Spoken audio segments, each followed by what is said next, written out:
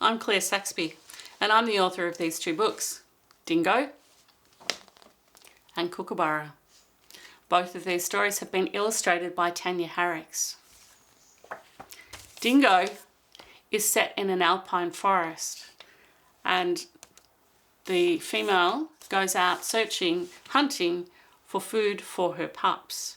While she's out searching, her mate and one of her daughters from a previous litter are at home looking after the pups.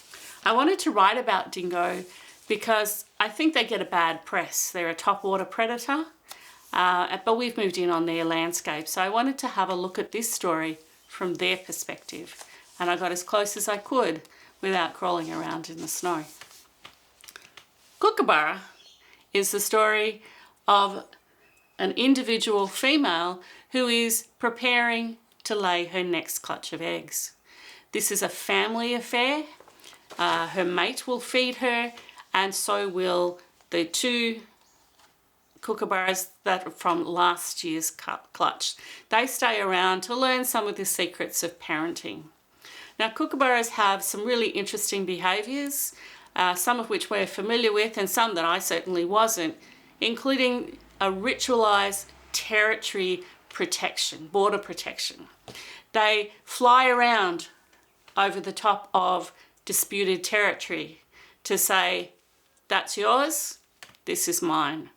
Then they will do a mock fly at the side of a tree as if to say, we've got a nest, go away. These are things that I had no real idea about, and I suspect many Australians don't.